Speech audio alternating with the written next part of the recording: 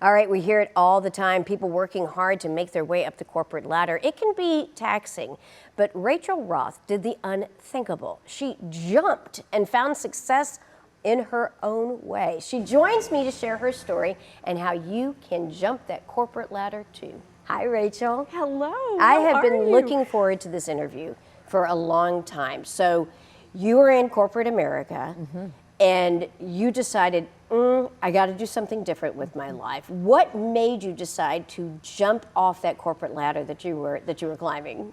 I had a baby. That doesn't that change a lot? Changed my priorities. I was like, what just happened?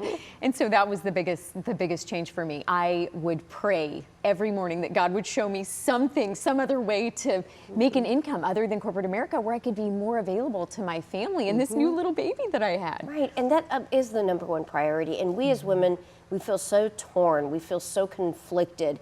There's so many challenges that we have trying to be the best mom, also trying to be the best employee. But I'm really curious about the fact that you not only did this for yourself, you ended up telling your husband that you were going to quit, and he all of a sudden saw your success. Did that surprise him, you, both of you?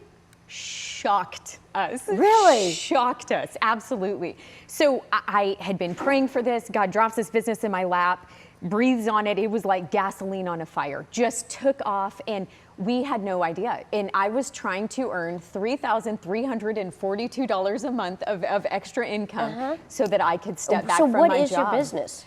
Well, I do a few different businesses. I have a bunch of different ones, but primarily in the hair care and skincare industry, and then brand partnerships and podcasting. But you are your own boss. So you not only did it, you encouraged your husband to take that leap as well. I did. It got so big and so busy. I said, I need help. And I never expected to replace our income and exceed our combined income ever. And so when we got to that point, I said, okay, I need you to help me. Yeah. Come and join along. All right, Yes. So what would you say to some people who may be considering this? What should they consider before they take that leap? It's not going to happen overnight. It's going to take some work, but it is so worth it. The freedom that you feel on the other side. We kind of live in a society of immediate gratification where people just want quick. But we have so much extra time in the nooks and crannies of our life. And so how much time are you scrolling on your phone? How much are you watching Netflix? You can have DoorDash deliver your food. You can have your groceries delivered. You have more time than you think to build that business in those little crevices of your life. All right, so after taking this leap, I'm sure that it wasn't just smooth sailing the entire time. What would you say were some of the harder lessons that you had to learn? So as you build a business, it's your baby. I mean, it is just this precious thing that you've built. And so your inclination is to do everything yourself, wear all the hats and control everything. But the truth is that's not sustainable and it's not efficient. And so you must trust other people you gotta get some good people around you and trust them with some of the responsibilities if you ever want to scale your business to something worthwhile. Well, I've had the opportunity to speak to a number of mompreneurs, and it's been interesting to see the different types of successes that they've been able to do by applying something. Plus, you're also doing something that's more along the lines with your passion.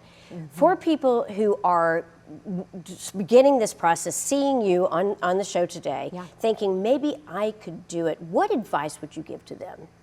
I would say you got to probably start it as a side hustle because even if you want to leave corporate America, we still got to pay the bills, right? So starting it to bridge that gap and starting it as a side hustle in those nooks and crannies of your life is the first step. You got to know your why. You have to know why you're doing this and who you're doing this for. You are going to have tough days. You're going to have setbacks, and that why is what really anchors you in and keeps you going. All right. You have to have a goal and a deadline. Mine was $3,342, and I was pregnant, and I knew my deadline. I knew when that baby was coming. And so that was the biggest gift that could have ever been given me because I was laser focused. Right.